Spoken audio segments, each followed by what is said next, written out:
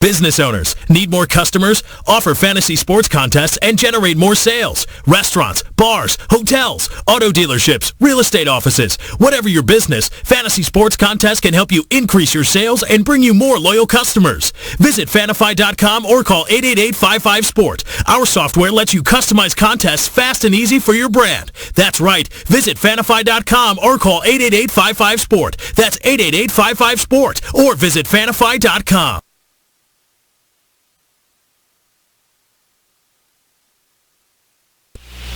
Join the Just a Bit Outside crew every Monday, 8 to 10 p.m. on BeExposedRadio.com. You want to start off? I think I'll get it out of the way on a who's not. Okay, do it. The Orioles. Right. They got swept by the Royals. They lost 4 in a row, and the last 5 games have all been decided by 1 run. Mm-hmm.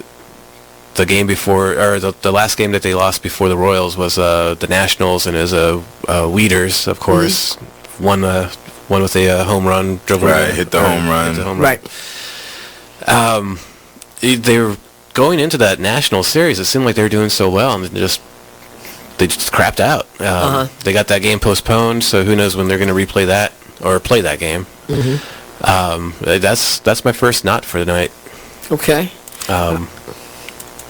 Okay, I'm going to go ahead and weigh in on my who's not, and I'm going to talk about the San Diego Padres. The Padres. That's okay. You Padres just took my answer. They're in last place in the NL West. They've lost 8 of their last 10.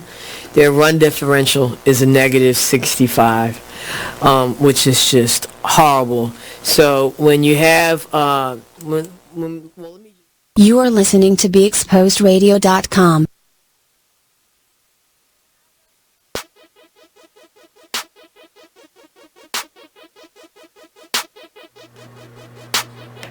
Now we're talking with Mervin A. Bourne Jr. and Lolita E. Walker, where you get it from a man's and a woman's perspective.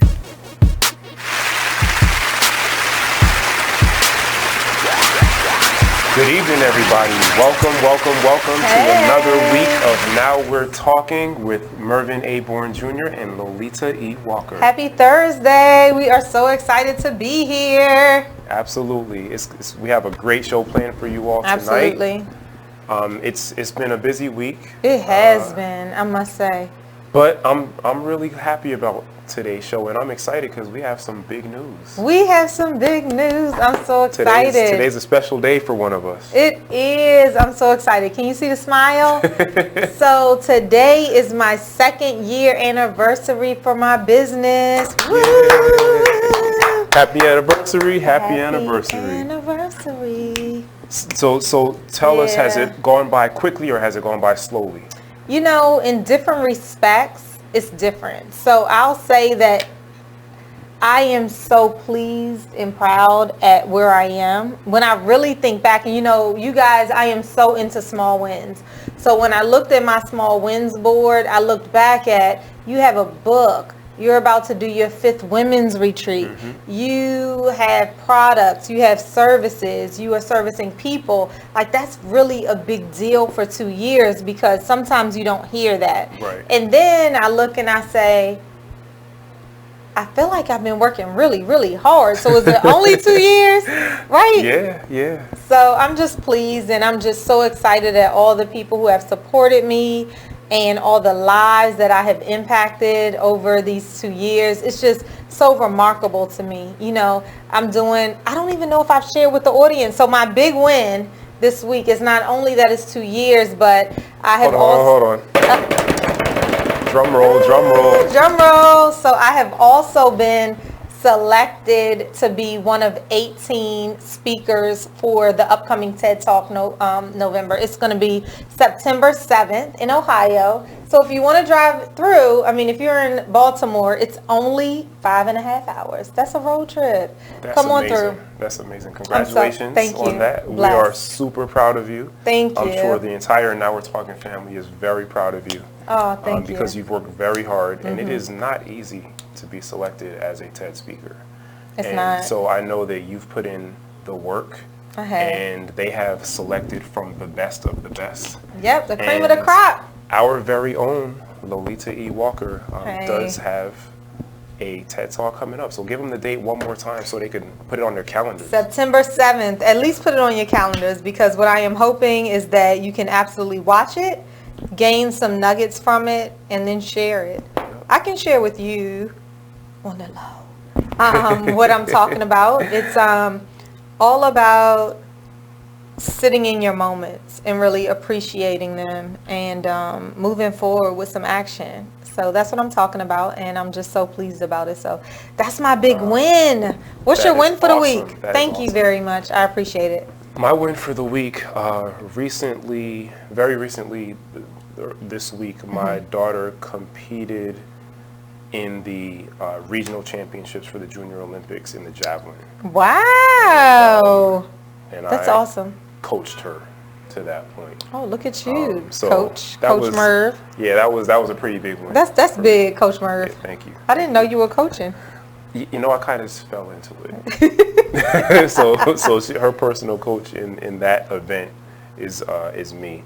Okay. And I'm just really proud of her. Yep. She gets way more credit than I do for trying something new and doing her best. So, Yes. So that was a big win for me, and I'm really proud to see her just out there.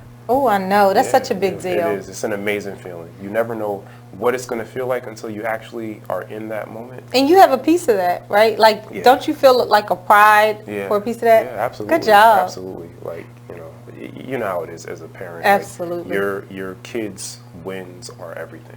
Everything. And you want them to feel as good as you feel. And sometimes they're like, yeah, I mean, Yeah. that's what I do. That's what I do. No, she really was acting like it was not a big deal Yep. at all. And she was like, you're making a way bigger deal out of this than it is. And I'm trying to explain to her how significant it is and how Yep. important it is and why it's such a huge accomplishment. And she was like, whatever.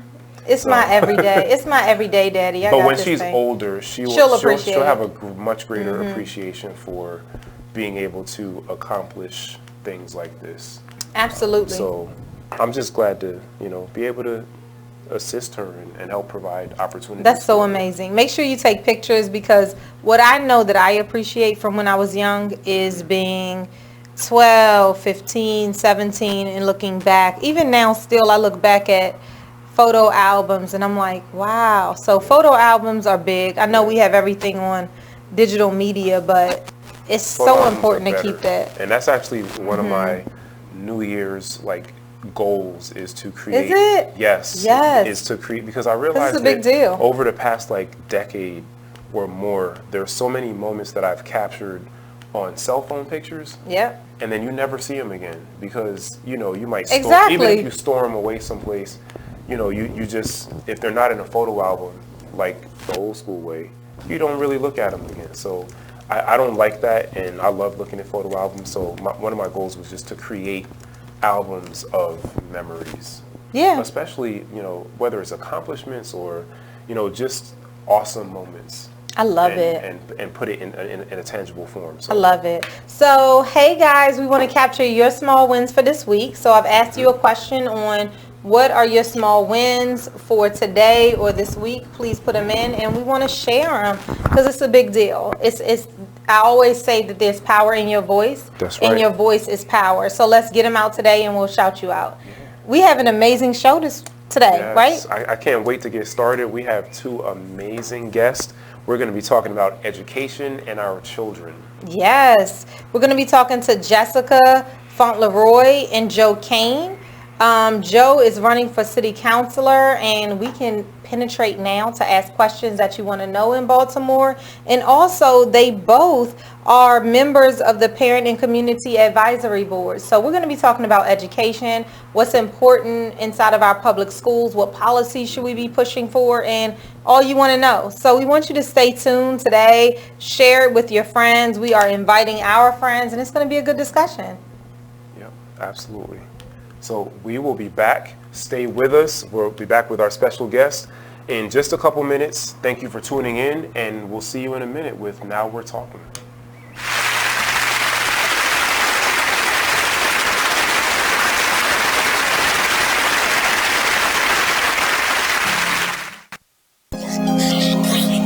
White keys sit around, if I sit around, hold up, look. If I sit around, if I sit around, if I sit around, hold up. Yeah, rebel rock.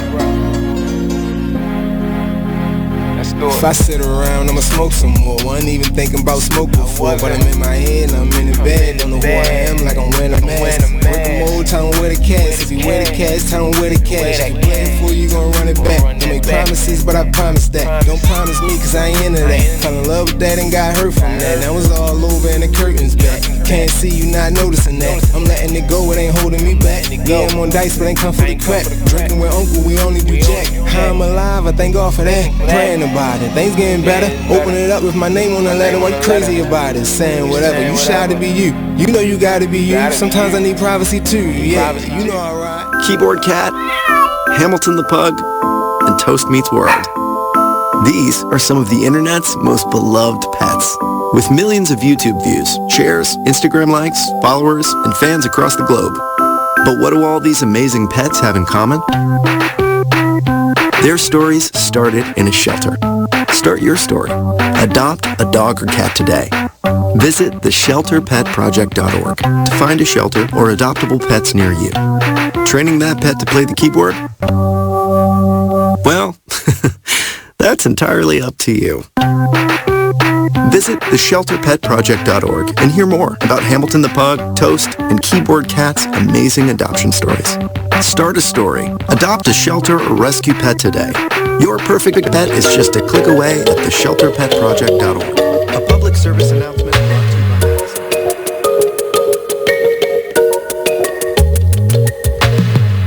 by Far into this unknown to find who we really are. Crash into something new and take a break from our broken heart. Talk with the hip, tell me you lie. I think we should go for another round.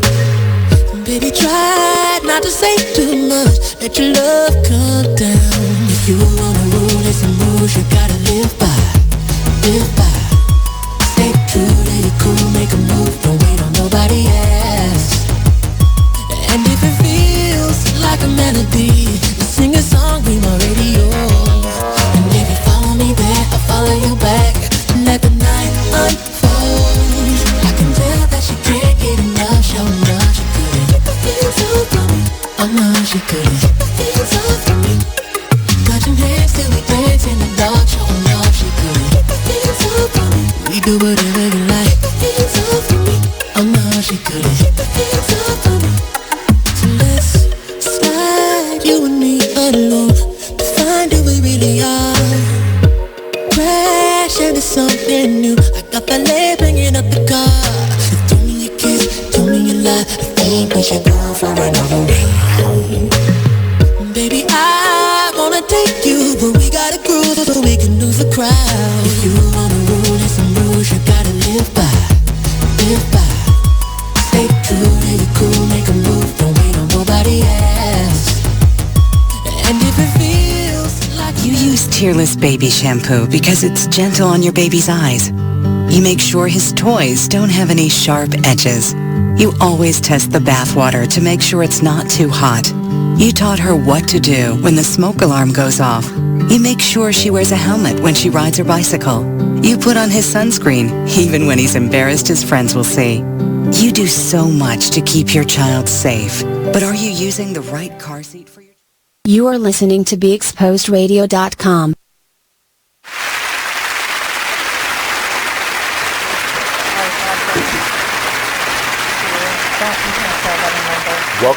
Welcome back to Now We're Talking with Mervin and Lolita. Hi. We are back for another week, another episode, and we have a great show planned for you all this evening. Excellent. We are so excited to have Jesica Fauntleroy. Thank you so much for joining us. And we have Joseph Kane. Hello. What's up? What's up? Everybody. Welcome. Thank you for having us. Yes, absolutely. We are so pleased to have them because today is our second week in the month, and we are talking about grown Growing Us. So if you are new or if you've been here, it's all about our 4 kind of pillars. And today, the second week is about Growing Us. And we're talking about growing us in education. So we're so happy to have you guys. They both are members of the Parent and Community Advisory Board. But before we even go into that, we ask regular questions, right? Yeah. Like, who are you? Introduce yourselves to us. You want to go first? You got it, Jess. Okay. I'm Jesica Fauntleroy. I'm a mom. I have 3 children in Baltimore City schools. I'm an author. I'm a clinical social worker. I'm a business owner. And I'm a social justice advocate. What business do you have? What book do you have? Talk about it. Yeah, where you from? Tell us a little bit more. Look, I was trying to sum it up real quick. I'm from West Baltimore. Okay. Raised in Sandtown and Lexington Terrace community. I have 2 books. The first one is called Restoring Broken Wings, A Redemption Story. Okay. And the second one is called Choosing to Live Royal, a West Baltimore Story. And both of those are transformational memoirs, and they are on Amazon.com. As far as my businesses, so I have a therapy practice called Restoring Destiny Mental Health Services. Excellent. That has been open since October. Congratulations. Thank you. Thank you. And I have JL Inspires, which is a company that creates multimedia materials, books, blogs, and other types of materials that encourage people to live their best life, mainly women. Okay, absolutely. I'm all in. I love it. Congratulations. Thank you. I got me sitting next to this superstar. Okay. Joe. So no, my name is Joe Kane. I was born and raised over in the Waverly, Edna Gardens, Lakeside community. Okay. Went to Northern High School. After high school, joined the Army, came back to Baltimore with 4 kids in Baltimore. I got 1 kid in Seattle. Okay. But really got Seattle soon. Okay. Yeah, with 1 kid in Seattle, so really got involved in like how we. I left and came back and didn't think Baltimore could get any worse. And so really got involved in like how do we organize our communities back into the political process, right? And so initially I got started over in on the campus of Morgan State, like organizing with a group called Morgan United, where we were helping food service workers unionize over at Hopkins, right? And stopping this youth prison from being built back in like 2009. Oh wow. And then so fast forward to now, my daughters are going to high school this year, and my sons are still in elementary, middle school. But it's like, how do we get a sense of urgency to get parents and community members back involved in education in Baltimore City? Because for too long, even since I was going to Northern or before, like education has always been an issue in Baltimore. And so I currently serve on the Parent Community Advisory Board. As I just got voted in as the new treasurer. And Jessica's actually the co-chair of the Parent Advisory Board. Congratulations, both of you. Excellent. You know? And like you said, I'm running for city council also in the 14th district, I love neighborhood it. I grew up in. That is awesome. That is awesome. One of the things I was going to say to you is so you guys are doing so much, and especially having children that are in Baltimore City. I know you can relate to our audience, and I know you can relate to all of the injustices and then the progress that you want to be seen inside of education. Not only education in the schools, but educating our youth and our parents inside of the community, right? So tell us a little bit about what you're doing in a community. No, you can So for me, I mean, so my children go to Waverly Elementary Middle School, right? And so my wife and I, like, we decided that we need to be involved in like ensuring that they are getting the best education they can, because you only get 1 shot at K through 12. You can go to college the rest of your life, right? So we got involved in the PTO at the school, like the Parent Teacher Organization. And I'll be honest, initially I just went to the meetings to support my wife. She wanted to be the PTO president. And I told her, I'm like, listen, when you go there, make sure you're not talking that same job everybody else talking about bake sales and candy fundraisers. Like, we have some serious issues that we should address using that space. And of course my wife, she knows the story, so it's not a surprise. But she went inside there singing that same song. And it was like, yo, does anybody else see the broken windows outside the school? Like, do we not see what's happening here in our school? And everybody was like, well, who's that guy? You know, it's like, let's make him president. So I was the PTO president for 2 years at the school. And so for me, it was like, how do we get more parents and community members engaged in our school? You know, Waverly is a full-service community school. And I know we're going to talk about that a little bit later.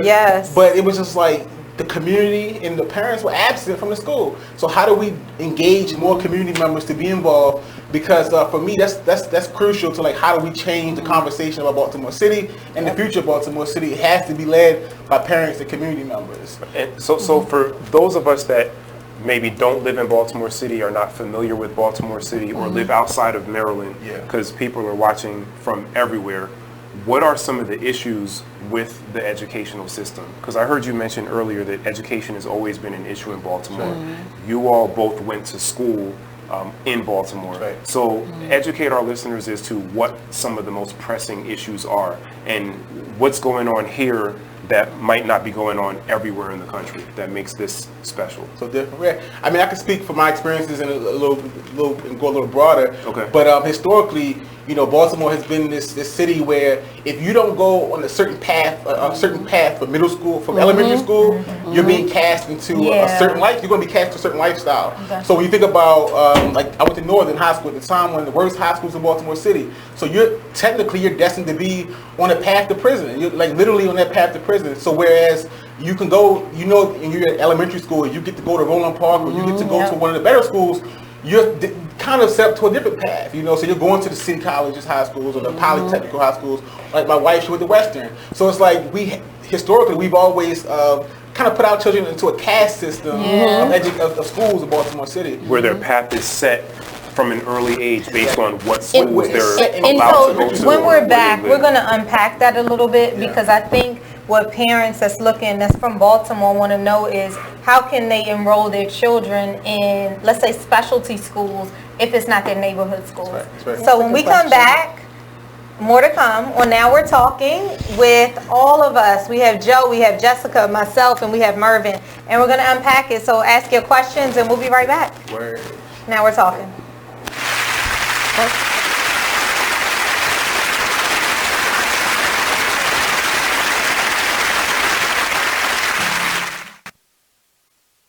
Just a Bit Outside radio show. There is one glaring stat that I read about while watching the games over the weekend. New York Yankees went 22 straight innings with at least one strikeout. Really? That's a major league record for the postseason. Wow. Yeah. That's an interesting statistic. It is, you know, and then when you think about it, it's like, okay, you know, that, to me, that's like a big reason why, you know, they're losing right now.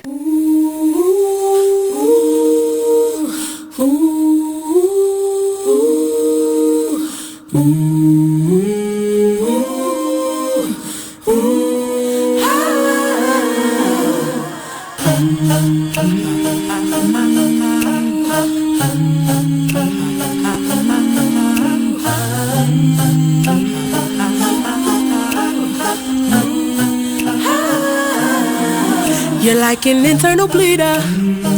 Can't see your pain, but it can silently kill ya. So deeply wounded, but don't say a thing.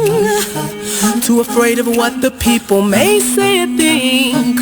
So you just sit there and you suffer in silence. Your pride won't let you just uncover your secret. Don't wanna look weak in your image, it ain't worth losing. So you just act as if it's nothing happening. God sees you, and God hears you. Yes, God loves you. You're like an internal bleeder. Can't see your pain, but it can silently kill ya. Suicidal, depressed, but you won't say a thing. Too afraid of what the people may say or think. You feel alone even though the people surround you. Popping pills every night even though you know they can't solve it. The emotional pain, it just seems way too heavy. Your mind is racing, wanna scream, somebody help me. Ooh, God sees you. You are listening to BeExposedRadio.com.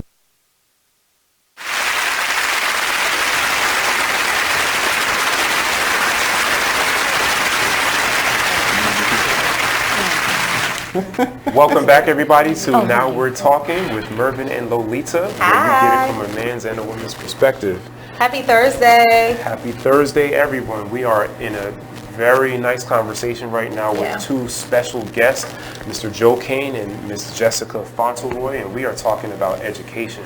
Yes. And right before the break, we were having a conversation about some of the major issues with education, particularly in this city, in Baltimore. But if you could just shed some light on, like, what are the most pressing, if you had to pick one or two, the most pressing issues in terms of public, and we're talking about public education, right?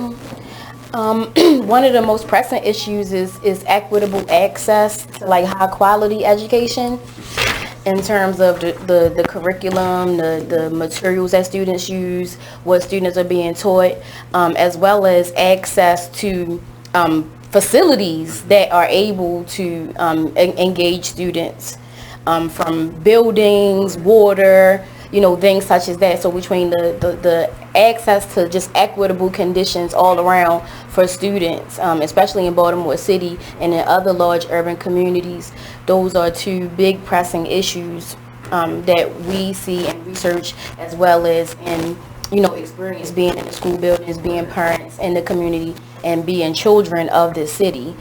Those are things that we know that exist. And when you say equitable, that's really important, and I want us to get into that a little bit, because one of the things I noted in doing some research for this show is that the state of Maryland actually has some of the best public schools in the entire country, and we are in the top 10 of public schools in the country. So how do you reconcile that with what you know and what you all are seeing every day and what you all personally experience going to school in Baltimore, where you have people on the outside looking in saying Maryland schools are amazing, so what are you all talking about? So does that tie into this equity conversation that you're talking about? Yeah, I mean, to be quite blunt, I think that it's rooted in racism, in the sense of like how we're not funding black children's education in the state of Maryland. We look at Baltimore City schools and the way it's been funded for years.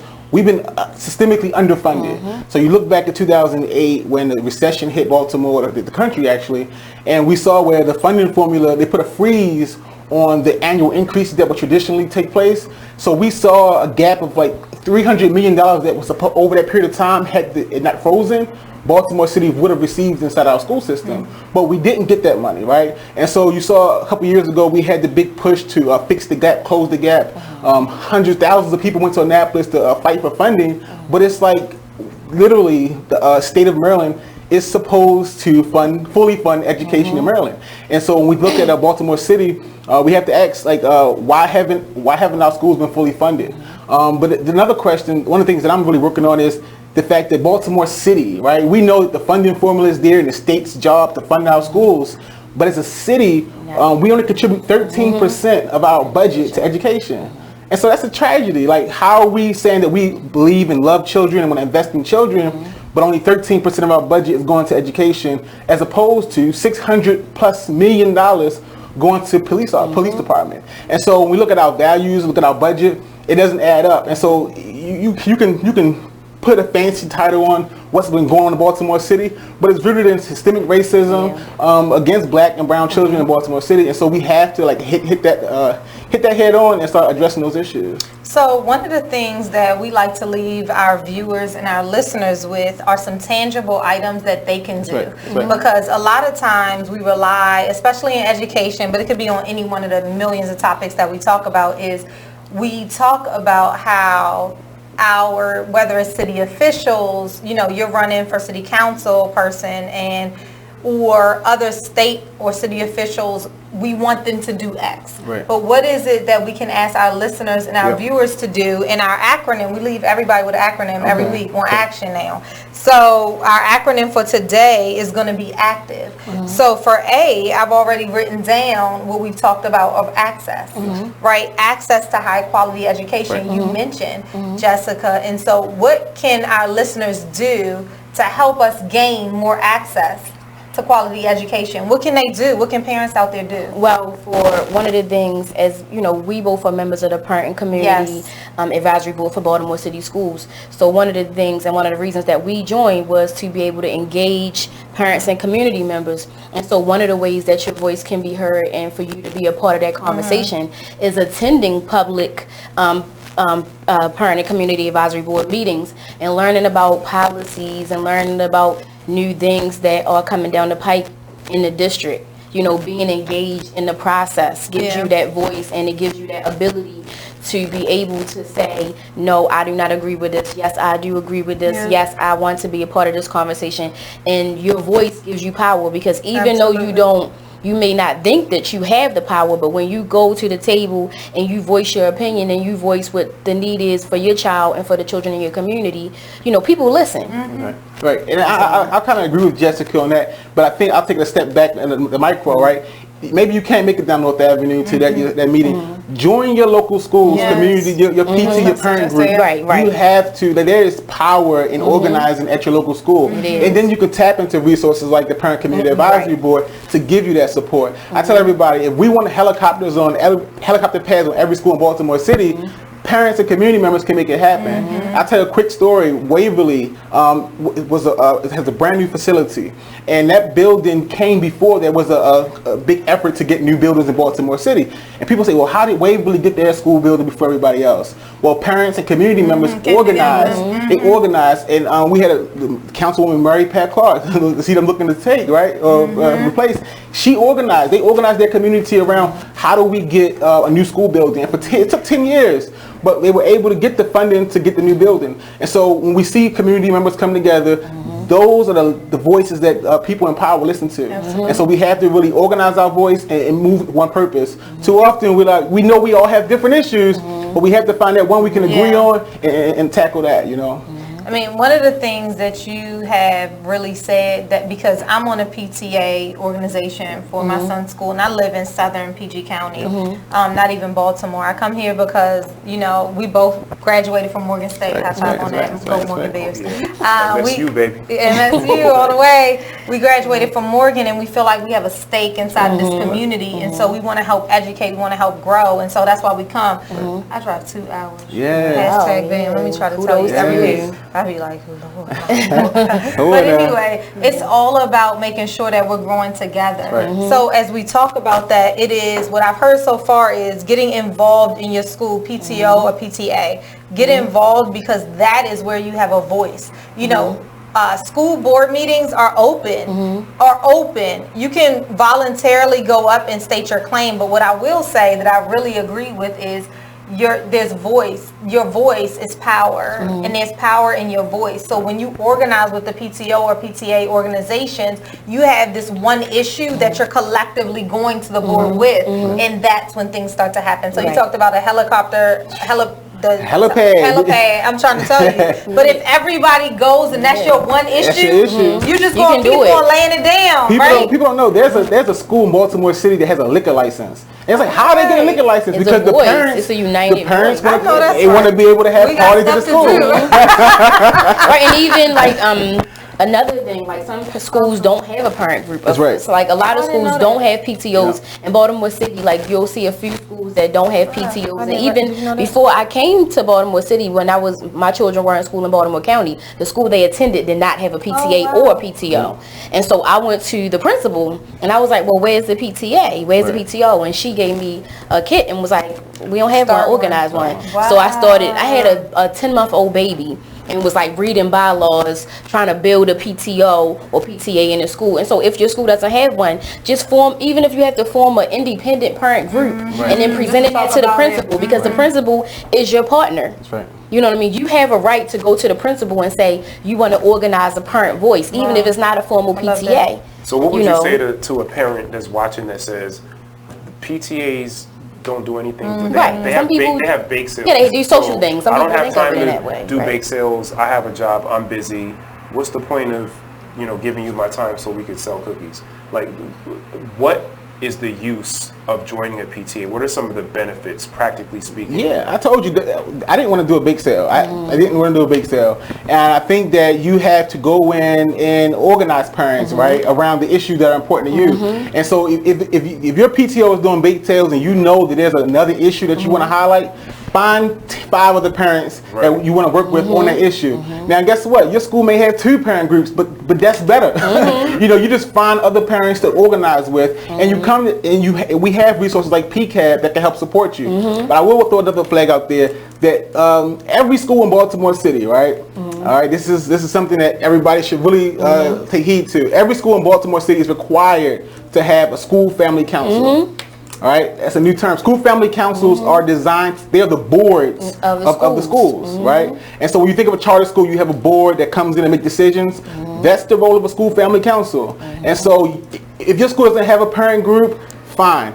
Ask your principal, when is the next school family council meeting? And show up and be part of that board that governs your school, because that's where decisions are made at the principal level. Budgeting issues, programs you want to see there, principal selection process. You want to all that's done through school family council. Also the demographics, right? The demographics of the teachers. Like, say there are no male teachers in the school. Yeah, so you have. Or say there are no African American teachers in the school, even though the population of the students is primarily African American. Like, those are issues that could be affected by a PTA, right? Yeah. Now, I knew about the PTA affecting that, but what I didn't know is all these other councils that have a part. So I think for me, I just told somebody on here that just said about the community schools. I didn't even know about a community school. Hey, Adrian.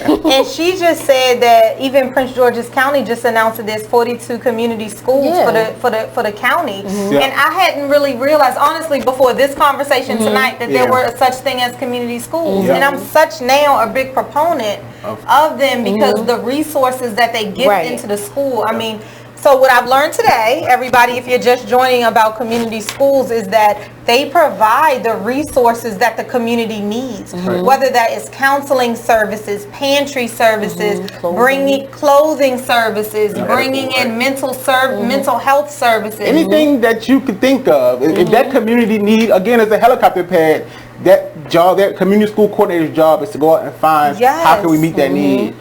In Baltimore City, I heard them say 42 in PG County. Baltimore City is bringing on 69 new non-charter schools this fall. New community schools.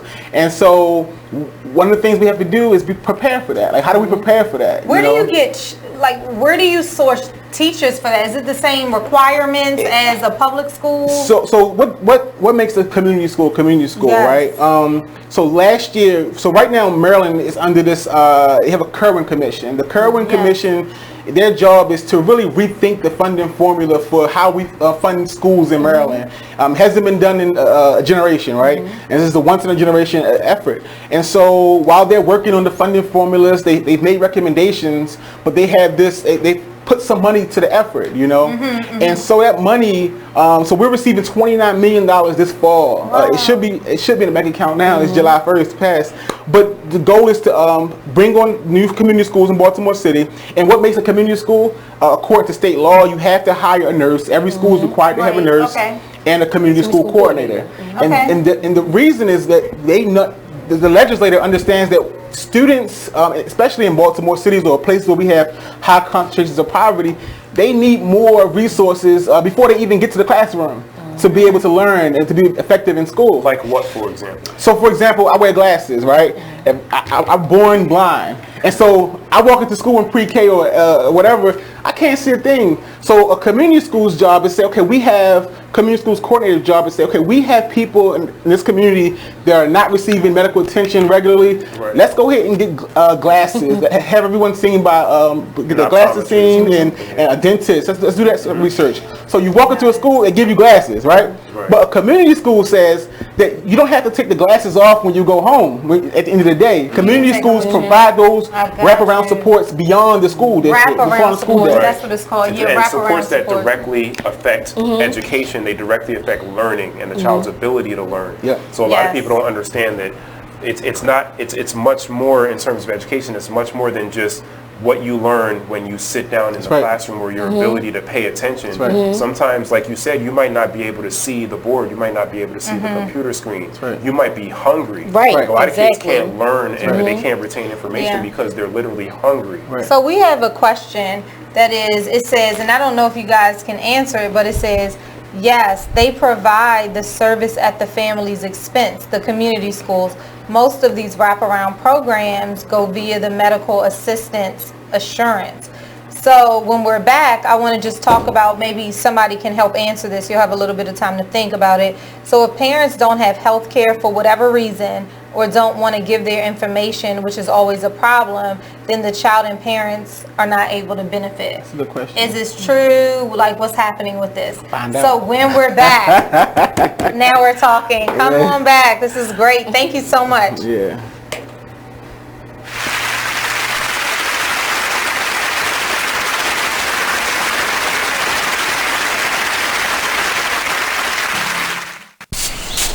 Whoa. The moment my son saw a redwood tree. It's huge! Is the moment I knew that for him, You can't even see the top of that thing! even the sky has no limit.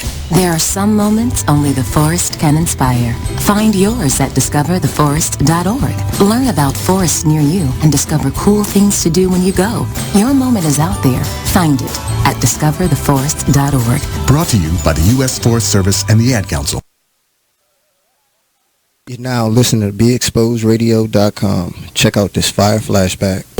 We need to relearn what it is to be these bosses and how we conduct ourselves as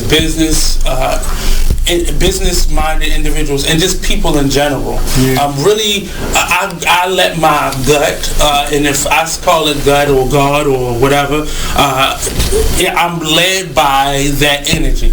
I know where it comes from. I know where it's, taking me, and you have to figure out what is important to you, and don't play this game.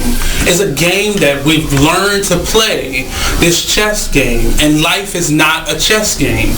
Life is real, bones, flesh, blood, decisions. Make sure you check out the Artist Exchange Show every Monday and Friday at 2 p.m. only on BeExposedRadio.com. Long live Pop. Y'all can go ahead and cry now. I'ma show these niggas what to do with one of your beats, man.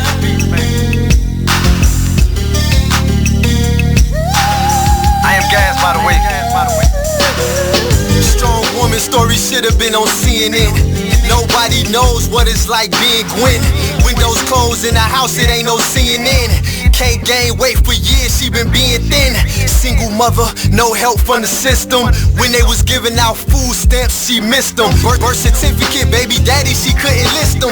But her son was so beautiful when she kissed him. Blame it on love, but nigga she could've died with. Destroyed the whole world and found out she was a side chick. The nigga loved his wife and it got hard to hide it. So when Gwen confronted him, he ain't even denied it. Her fault, depends on who you asking. She tried to be a stripper, but the tip out was taxing. Buying all the purses, trying to keep up with the fashion. Like the one thing you always gotta remember is people gonna try to project their insecurities onto you. But you can't listen to what them niggas saying. You gotta get out here and do your shit regardless. You gonna do what you love for the rest of your life anyway. You are listening to BeExposedRadio.com.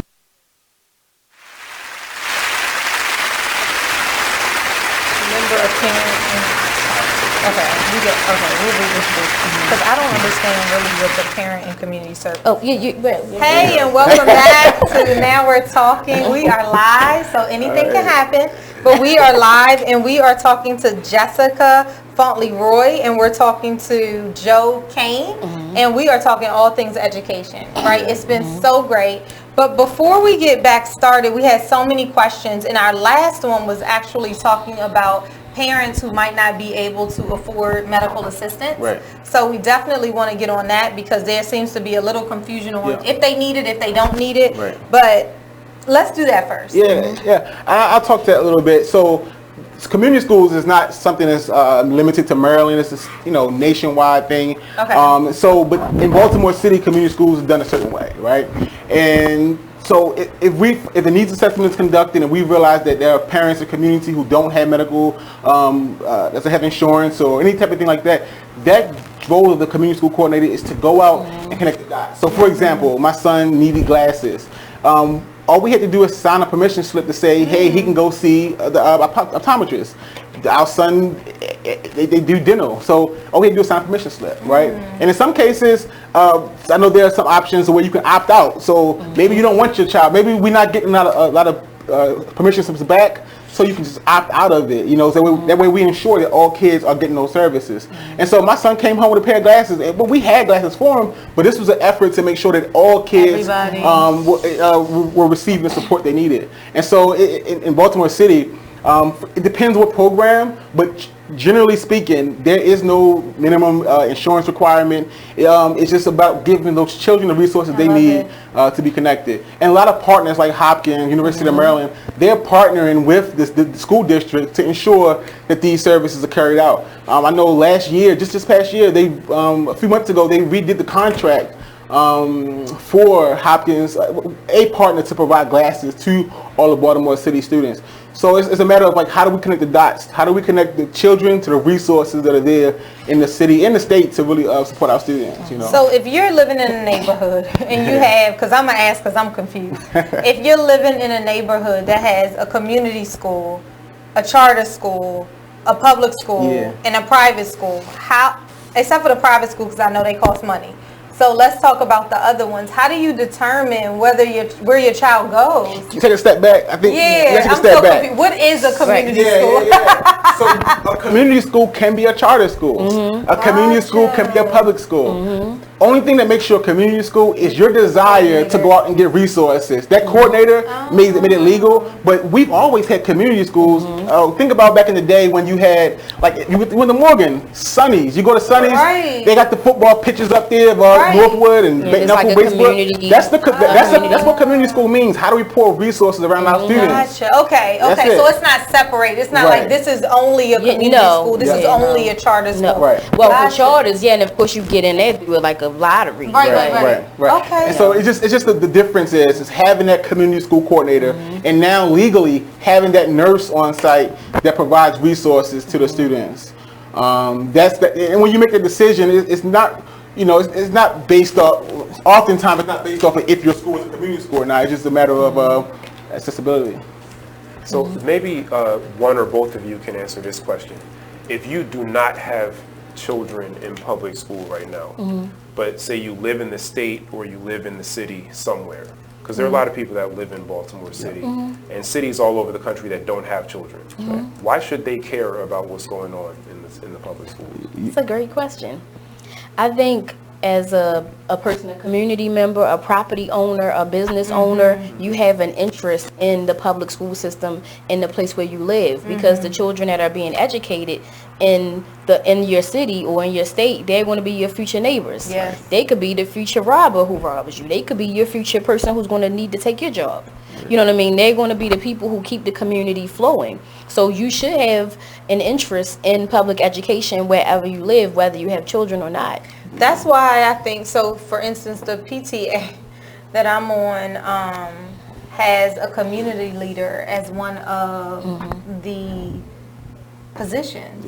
And honestly, even a couple of months ago, I was like, I don't understand this person's role. I don't understand what this person is bringing when we're all community leaders. But I guess if that person is responsible for going out in the community and understanding like what are the needs of the community, then bringing that back, then I see value. And now I feel like now I'm educated a little bit more, so now I can go back to my PTA and talk about these are some of the tasks that this person should be responsible for. I feel super. You got it. I'm all in. You learning. I'm ready. I feel educated. I'm ready to go back. I think what you made a good point, Jess, about what's the role of like if you don't have parents. We have to like get to the mindset of like this is our city, right? And so like in my community, District 14, we're seeing where we've had this disconnect from maybe my children don't go to public school, they go to private school. But now we're realizing decades later that because we weren't interested in what happens at those schools, these schools become underfunded. You know, we have this public safety problem that's just gone rampant. Or overcrowded.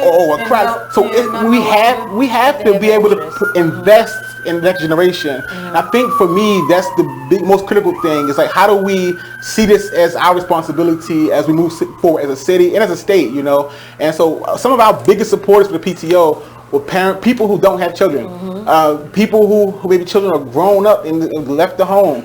Ms. Jones Dance, she's an elderly woman. She's our biggest supporter of our PTO because she knows, like, if I need to know who the children of the neighborhood is, or who they are, so when I see them passing, they can look out for me, you know? So, Mervin, you have anything? Because I feel like I'm all on. No, you go. Okay. We have at least a minute. Okay, so while I was celebrating my 2-year anniversary before I got here, I'm so excited, I met this amazing woman named Noreen Smith. And while I was there, she is a community coordinator for the William Pendews?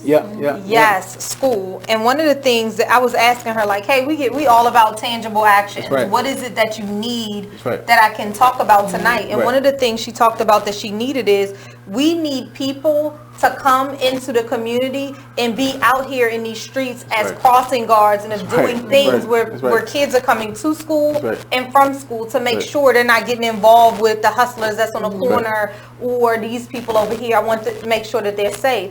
So what's one or two of the things you would say that community schools really need? So if you know a community school in your neighborhood, this is something you could do. Yeah, so our neighborhood pre-K, like getting children to pre-K, right? Attendance issues. So because that's not it, first time parents maybe, or you know, they're not really doing much but napping in pre-K. So, or when it's inclement weather, like I'm not taking my son to pre-K, you know, inclement weather. So one of the things I heard of is that they do these trains, right? So we know as parents who the pre-K students are in the neighborhood, and we walk house to house and take all the children to pre-K. And then everybody has a turn, you know, and it takes the community school coordinator to really identify parents who may be interested or may have those needs, you know. We had a parent at Waverly who was in a car accident and was unable to walk or drive. So she needed that type of support. So this train to school was something that was able to help her get to school. So really connecting the like dots, simple things, you know. It.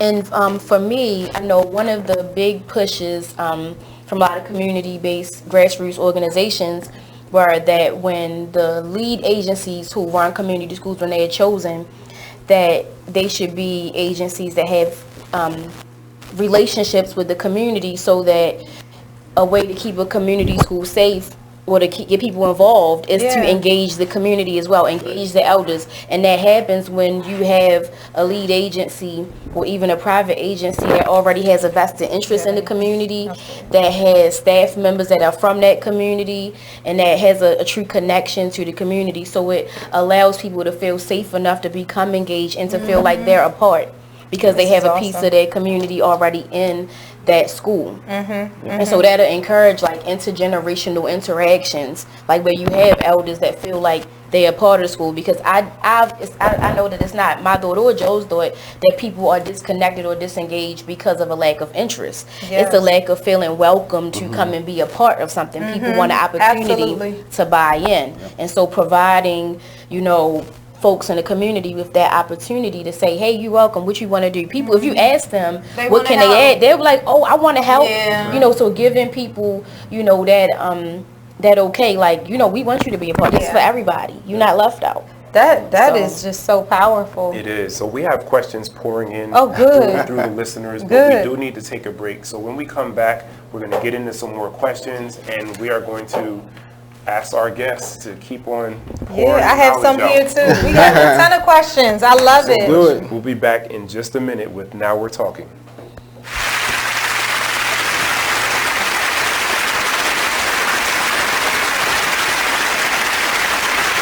Are you thinking about getting your GED diploma? Well, here at the GED Pep Talk Center, we've got a number of pep talks that can motivate you. Sometimes things don't always turn out the way you want them to. You know that feeling? People look at you and don't believe in you. You want some gentle encouragement. Then you're on your way to your GED diploma and a better life. But I know you're probably just a little bit nervous. You can find it in yourself to take that first step. You can improve your future. You can do this. I know you can. You need to start pushing yourself. Now get your game face on and take the first step towards a better life. Hurry up! Don't make me repeat myself. Whatever level of motivation you need to get your GED diploma, we've got a pep talk that's right for you. Call 1-877-38-YOUR-GED or visit yourged.org for your pep talk and find free GED classes in your area. GED is a registered trademark of the American Council on Education, brought to you by Dollar General Literacy Foundation and the Ad Council.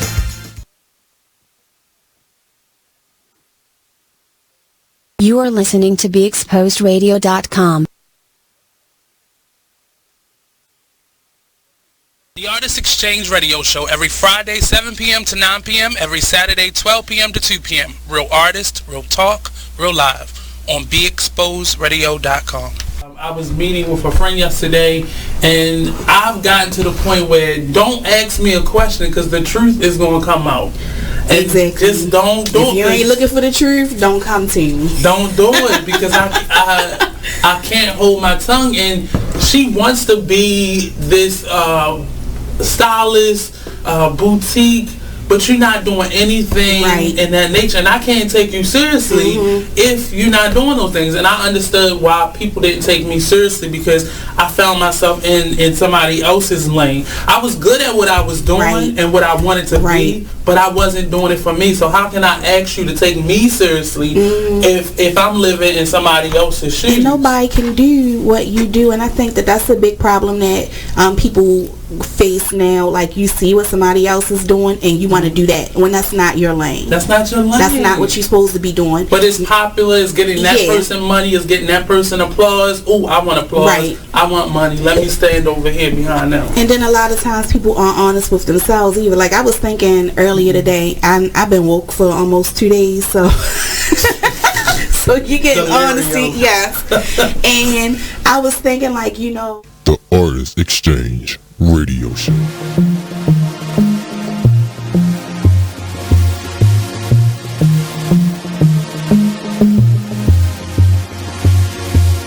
Whatever happened to the times when we cared for one another? We shared the same respect. What is happening?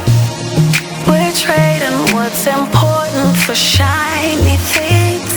I can't allow this blasphemy. It's blasphemy. Why would you treat yourself like that? We didn't come this far just to fall right back. Don't lose yourself, stay on track. Baby, you're a god. Baby, you're a god. Believe that. Full of the things that we've overcome. Full of unspoken battles we've won. You're so much better than that. Sometimes the truth ain't always catchy as rap. Stop chasing cheese or you'll get stuck in a trap. Go get your crown and never render it back. No, it's blasphemy.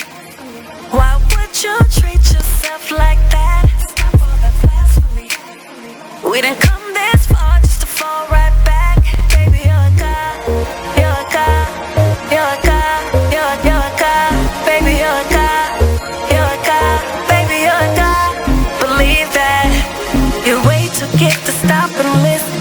It's condescending, not to mention all of our ignorance. Is there permission to... You are listening to BeExposedRadio.com.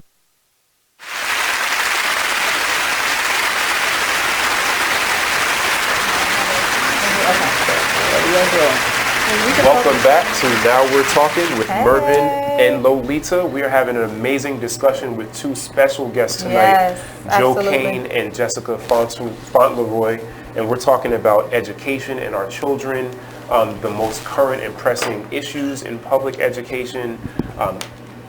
What are some of the controversies? What are some of the questions that people want to know and don't have the answers to? What considerations go into education in terms of funding, and there's just so much that we've already learned in the first hour of the show, and I'm really looking forward to this second hour. So those of you that are watching live, thank you so much for your support. Yes, absolutely. You've been sending in your questions and your comments. Please keep sending them. If there are questions that you want us to ask, we definitely will ask them, so go ahead and shoot us your questions. Thank you so much. So I think one of the first questions we have, just to step back, so we might have some listeners that just joined it, look like it. And so we want to step back and talk about, as the members of the Parent and Community Advisory Board, tell us what that is exactly. Yeah, so the Parent Community Advisory Board, known as PCAB, was created after the Bradford decision. Long story short, back in the 90s, ACLU and some others, they sued Baltimore City, they sued on behalf of children of Baltimore City, saying, hey, they're not receiving quality education. And so as a result of that, we received our school board. At the same time, we received the Parent Community Advisory Board. And so our role is to advise the CEO and others on policy decisions. And so when we talk about whatever policy you could think of, for example, this year we saw an effort to put more guns in Baltimore City schools. Like, we played a role in like pushing back against that. Right? What do you mean by that? By putting more guns into the schools? So yeah, he's trying to spark up a fire here. Just trying to understand. Just trying to understand. So there's an effort to say that we need more guns to keep our children safe. You know, there's a big move by the NRA to say, hey, only thing stops a bad guy with the gun is a good guy with the gun. And so that effort is, Baltimore City isn't immune to violence. So the FOP here and others said, we want that in Baltimore City schools. Meaning, and just so the listeners understand, there are people pushing for, and organizations pushing for example, teachers carrying... Not teachers, not teachers. No, but there are. I have heard that from the NRA and some others. So, like, that's just one example of when you say guns in schools, like, there are some people actually pushing they want... So we have our own police department, Baltimore City School Police. And currently, they are unable to... school officers who are assigned to a certain school cannot carry their weapon in the school if they're assigned to a school. If an officer is not assigned, they can walk freely. And so there was an effort to change that rule. And so for us, our PCAB's role was to solicit feedback from parents and community members to make sure that we're not just talking for what I feel or what Jessica feels, but make sure that we're representing the voice of the community. And so we took polls, we took surveys, and overwhelmingly, community members and parents were saying, no, we don't want to see this law changed. And so we saw 3 bills in the last Maryland General Assembly to do this, you know, and 3 times PCAB took strong positions and were able to push that back, you know. That's powerful. Yeah, and so we had that in their role that influence decision making or policy decisions and so forth. And so how do parents that's on a PTA, for instance, those who want to be involved already, decide that they want to be part of this committee? Is it how do you apply? You apply. You apply. We share information. Taking applications now. We taking applications right now for board members. You apply. You go through an interview process, and different organizations have seats on the PCAB. And so, depending on what organization, pulls your application, and, you can become a member. And so we both had an interest in being a part of advising the CEO and the board and the school board and people in power on how they move when it comes to policy that affects our children and the people of Baltimore City. And one of the interesting things about the PCAB is that it is not just parents, it's community members, it's business folks. And so, having all these people there in the room and to be able to be a part of these conversations makes the conversation more robust, and it has more voices. And so we wanted to become members to be, a part of that voice. Yeah, so if you're interested, shoot me a DM or something, because we're taking board members now. We just had a recent turnover every year. Some people come on, some people come off. Jessica is the new vice chair. Congratulations. Thank you. They made me the treasurer. I don't know why, but, but we're looking for more board members. And I'm on the... So one of the chairs I feel is the ACLU, and so I work closely with some members there to highlight issues and get advice on what direction we should be moving as it relates to our advocacy. So what's the qualifications? Can you be a teacher? You can be any. Can you be a Baltimore City resident? Baltimore City resident. Okay, Baltimore City resident. And so Joe, he got his seat through ACLU. I received mine through Disability Rights Maryland, and that was interesting for me because I have a child with a disability, and so Disability Rights Maryland is really active in advocacy for children with mental health disabilities or physical disabilities and things such as that. And so while being a part of the PCAB, I've also been able to be a part of CCAC, which is the Special Education Advisory, committee that, does things surrounding special education. So, and those are things that are important because it's a lot of black children in special education. And a lot of people, unfortunately, speak about being mistreated by special education in Baltimore City and not being involved and being in conversations at the table when it comes to their children's IEPs and things such as that. So, I do take pleasure in being able to be a part of that, especially as a parent of a child who has an IEP and who's involved in that. Can we pause right there and just talk about, and I know I'm not asking you to talk on behalf of the advisory board at all, so let's move those to the side, your hat for that. But I want to talk about just as parents and as our black and brown youth, especially males, are going to our public schools, and what I believe I've seen, and this is my first child, what I believe I've seen is that it's so easy to categorize a child as having a special need before really doing a pure assessment of that child. Because what could be a deterrent in the classroom could be something as simple, I say as simple for lack of a better word, but as simple as understanding what that child is going through and deciding that they learn best not from a seated environment, but maybe from putting their word problems on a board. And they can be participatory in school by doing problems on a board. The same thing that you're teaching in a seat, but they might not be able to sit in a seat. And so I'm asking that to say, what can a parent do? What should a parent do? What advice as a parent? So I'm asking you guys as parents, not as anybody else. Should a parent do when they see their child being maybe written up or saying bad behavior, when in fact my child just learns differently? So one of the things I know we're talking about a lot of the negatives that's Baltimore City Schools, right? Some of the things, but I love our CEO of City Schools, Dr. Sonia Santelises, good with me, and one of the things that we just had our private meet with her maybe a couple weeks ago, and one of the things they pointed out was this question on special needs. And so her department is taking a really deep dive into ensuring that we're just not categorizing children into special needs because they're not sitting down when you tell them to sit down, right? And so I think because I know that they are taking this look at special education in Baltimore City, because we have this equity policy. We have a new equity policy in Baltimore City Public Schools, and it's really assuring that we're not just continuing this caste system. And so I would tell the first step to do is go, if you feel like you're being mistreated, contact the district schools, contact city schools directly. They are responsive. We just, there's a lot of myths about responsiveness and how well they respond. They respond. They do. And to parents, they want to hear from parents. They do. And they have a lot of outreach geared towards parents, but the history of these caste systems and bad relationships have really caused parents to kind of not trust this process. So I'm not saying that we are perfect, but I'm saying is that we have a CEO in our city schools who understands and so engage them. And if you don't get a response, or you're not feel like you're getting any movement, contact PCAB. Like this is our job to advocate in those spaces for parents. Jessica will tell you, I'll go off script in a heartbeat in a meeting.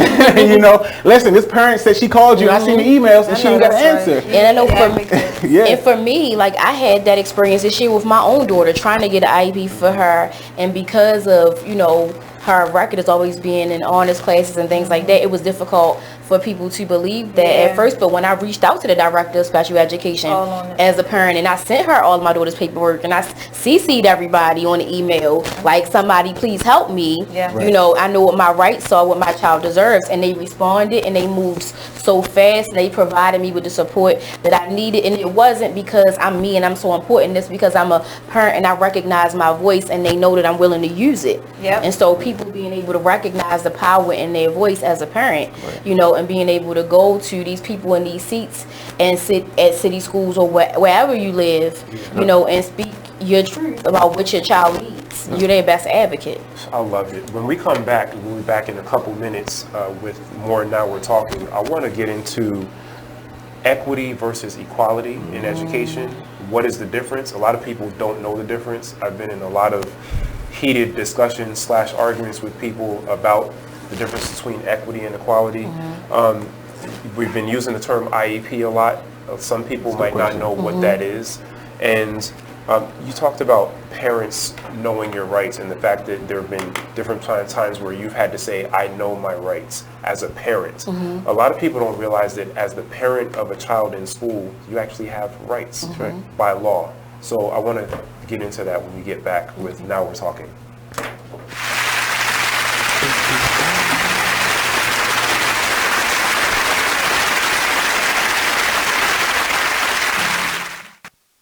Well, Jason, I've got to tell you, you're pretty much everything this company is looking for in an entry-level candidate. Great. Your resume isn't quite what we're used to, but you've got a fantastic work ethic. Thank you.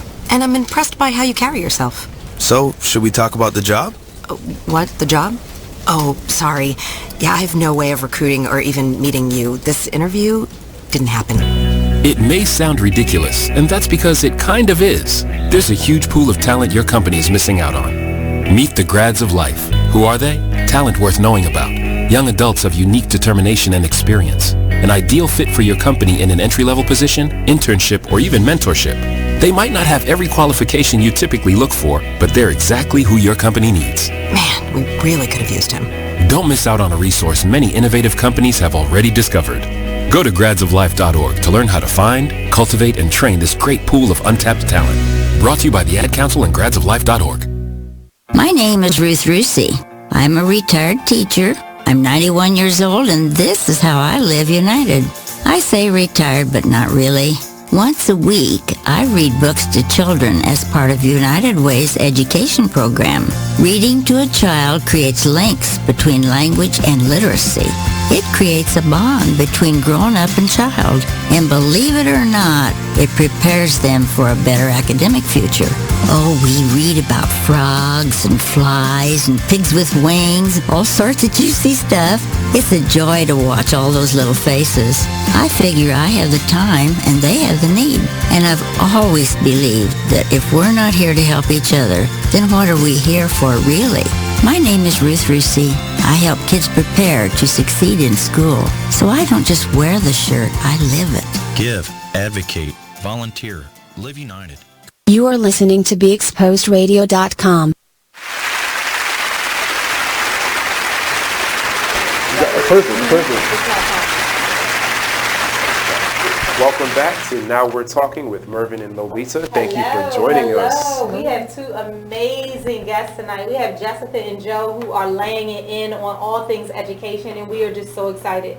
What have we talked so far? We have talked PTO, get involved. PTA, get involved. Know the difference, but talk to your folks about what the difference is.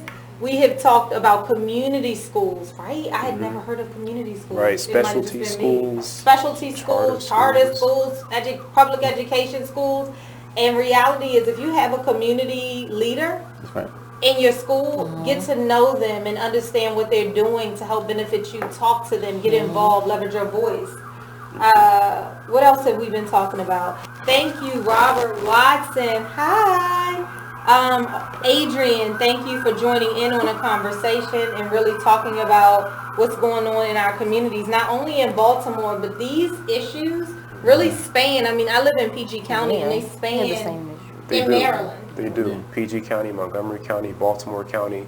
Every county, I know counties are in different places in terms of funding, and every county has specific individualized issues, but there are children with needs in every county in that state, no matter how good the state is doing as far as test scores is concerned.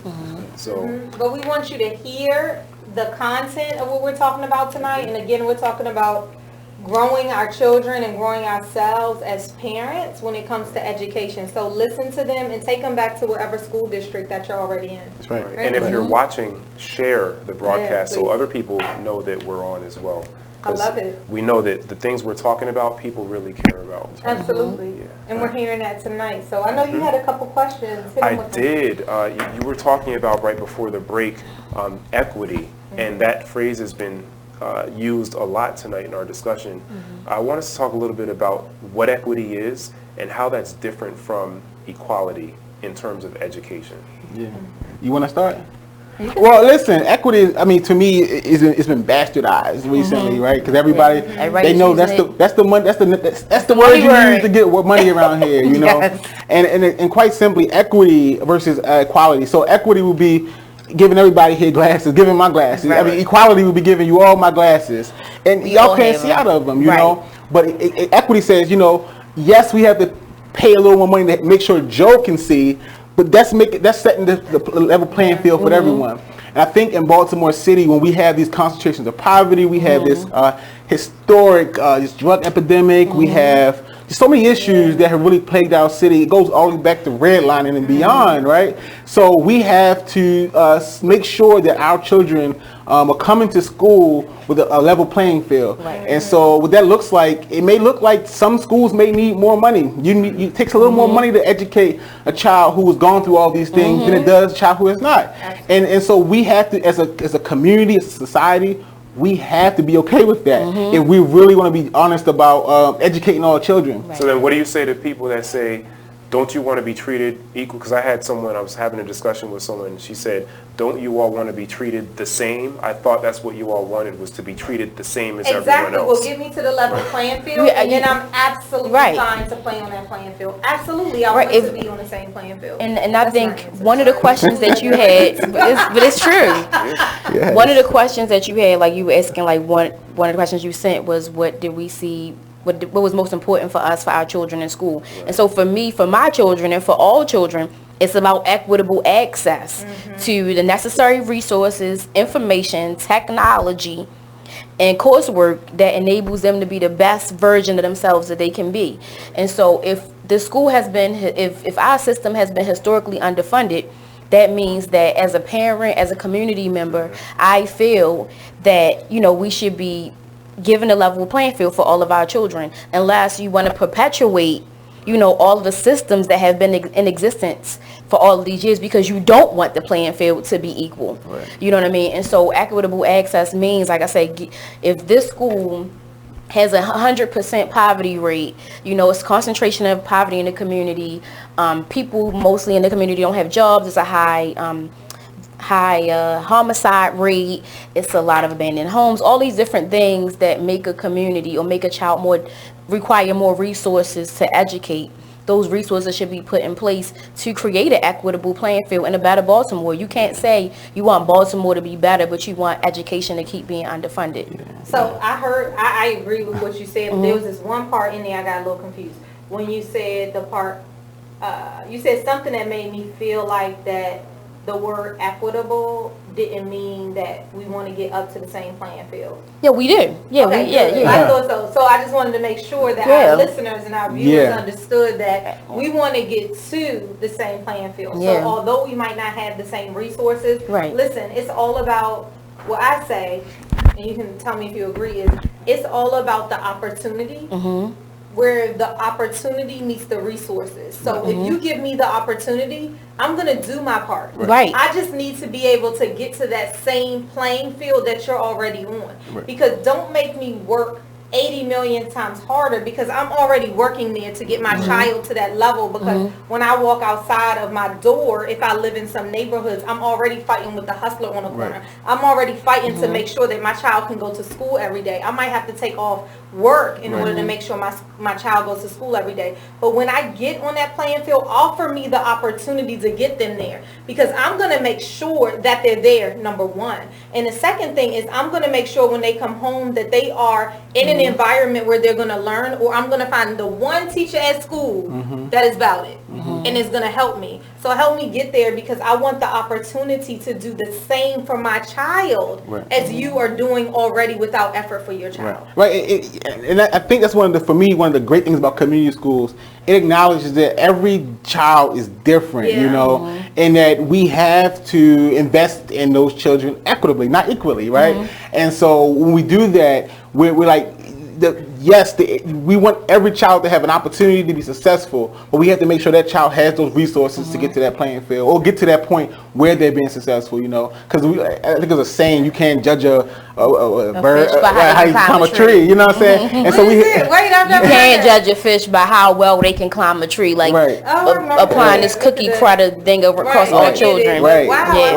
And so we have to make sure that, you know, everybody's not trying to climb a tree. Like maybe the playing field we're swimming, you know. We have to acknowledge the differences in our youth and set goals that are obtainable for all of them, you know. Yeah, realistic goals. It's all about realistic goals, but I feel like sometimes people forget that I am realistic. That's right. Like no matter where I come from, I have realistic goals. And my goals might be a little higher than yours, and I might gotta push a little higher for yours, but they are absolutely realistic. And they're my goals. Absolutely. That's right. And so that's when you didn't ask me, but that's what I find. I was about to. I know. That's right. That's talk about, you know, equitable vote versus equality. What do you think about it? I definitely think that most of the problems that we have and most of the disconnect comes from a lack of education. And a lot of times when we don't see eye to eye on things, we assume that the person across the table is just evil. And what I've learned is most of the time they're not evil and they're not bad, they're just ignorant. And some people are ignorant, but they have a desire to gain the information. They have a desire to understand your position. Some people are ignorant and they have zero desire to understand your position, your situation, or where you come from. And it is connected a lot of times to privilege. And, you know, I think one of the things that we have to do as we get older and more mature is identify that more quickly. And when you're speaking to someone that has zero interest in reaching common ground, then you know you're wasting your time and you need to move on and spend your time in a more productive place speaking to someone that actually has an interest in learning and growing and seeing eye to eye with you. I mean, I don't know how many people watch Queen Sugar, but we be at school meetings. DVR. I'm joking. So what I would say is that Ava DuVernay is not paying me, nor is Oprah. But what I will say is that this week or last week, whenever it came on, I DVR'd. I don't even know the day it comes on, but you know, Charlie's character was talking to her ex-husband about the fact that you are privileged, which is why you're asking for my help, but you don't even recognize right now as a black man that you've been privileged because this is what society is. You have been, I don't want to say shunned, but you have been catered and protected against the world that's out here. And sometimes we have to recognize that we've got to, one, understand, but two, back people up so that they can help. So when we're back... And just like that, it's time for a break. But when we're back, we have a lot more discussion. We haven't even gotten into the public school, charter school debate. Should you just pull your kids out of school and put them in a better school? But we'll be right back. Come back with us, and please send us your comments. Let us know what you think and what you want to know. Now we're talking with Mervin and Lolita. Thank you.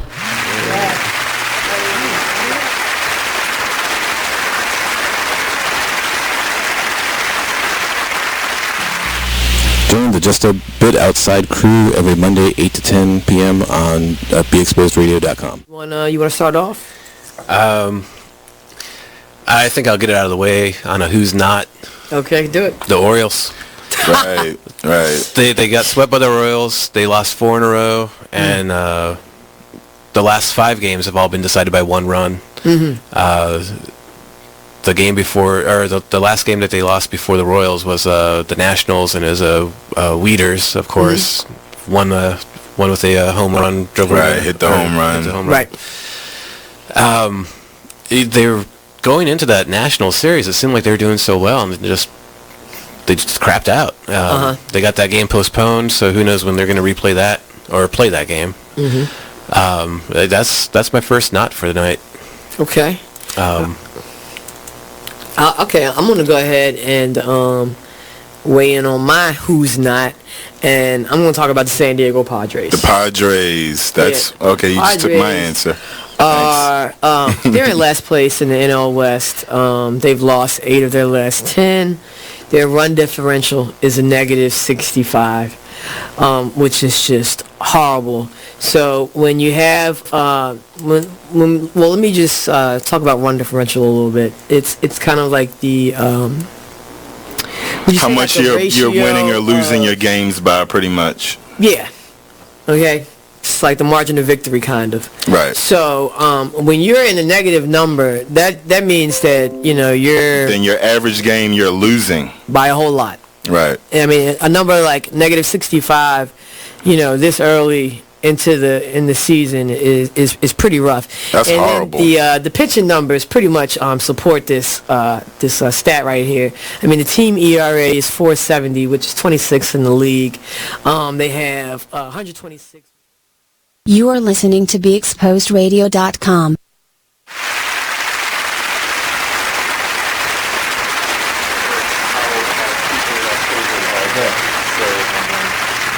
should talk about that first, because you want to tell them to the April the 28th. Yeah. So you want to tell them that. You want to tell them why they should be. No doubt. Right there. In our very last segment, we'll have another break in between this. We're going to ask you all to plug your products, books, social media, anything you want to advertise. So just have that in the back of your head. No doubt. How people can get in touch with you if they want to get in touch with you.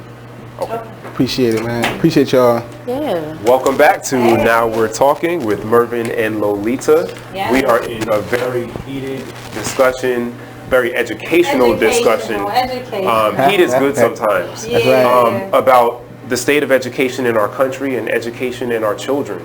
And so one of the areas we want to pick up on right now is the whole issue of public schools versus charter schools. Yeah. And just to direct it a little bit, because it's a very wide discussion, if your children are in a school that you deem to be mediocre or failing, should you leave your kid in and fight to improve the school or improve that public school system, or pull your kid out and put them in maybe a private school or a charter school that you can get your kid to that is supposed to be providing a better education for your kid? Yeah, I mean, so I would never tell anyone what they should do for their child. Like that's a personal decision that you should make. I think that but when we talk about charter schools versus public schools in Baltimore City, I think we have the best formula, because every charter school in Baltimore City is a public school. And so I have the privilege of sitting on the Charter-led advisory board, where we review those applications and talk about who do we allow to become a public school, and how these charter schools, are performing and so forth. And so, for example, a charter school in Baltimore City has to meet a 60% better achievement success rate, right? Whereas a traditional public school, you could just be failing every year, and then hopefully they do something to fix it. And so for me, like the charter school versus public school, or should I put my child here or there, I think it's a personal decision. But I think the system, right? The system should take more ownership of producing high quality schools. We have schools who are getting it right. Why aren't we producing these programs across the city? And I think it goes to, again, I hope I'm not leading, but it goes to that political will, right? How do we invest these funds and resources to ensure that we don't have a handful of schools that are producing high quality education, but this is something that's echoed across the city, Baltimore in particular. And so for me, it always comes back to how do we ensure that how do we ensure that's the top agenda? And finally, the bottom of that pyramid, it comes back to parents and community members. How do we motivate y'all? How do we activate y'all? So if your school is failing and you're thinking about moving out and going to another school, do what you think is best, but you're still living in that community. There are children still living in that school, going to that school, who are going to be friends of your children. So get involved in how we can make sure that's the high quality school at the end of the day. Yeah. I think that Joe said it great. Especially, we should not live in a city where your education depends on your zip code. That's right. Yeah. You know, your children should not have to. You shouldn't have to go broke, move to a different community so that you can have access to a better school. Yeah. All schools should have high quality education in them. It should be a high quality place for children.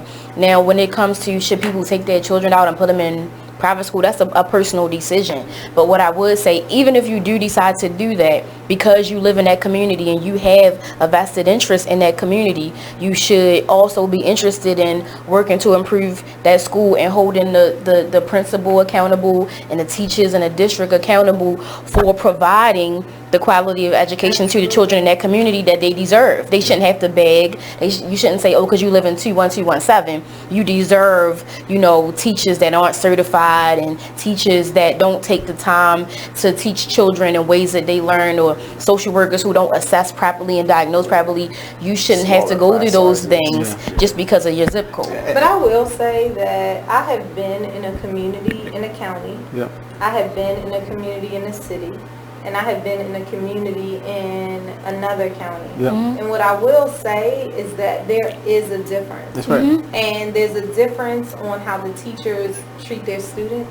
There's a difference in the PTA and the PTO. So I say that to say the involvement, viewers, on a PTA and a PTO is so important, because you do have a voice. And that voice is so powerful, but it very rarely gets leveraged, because you don't have enough people showing up.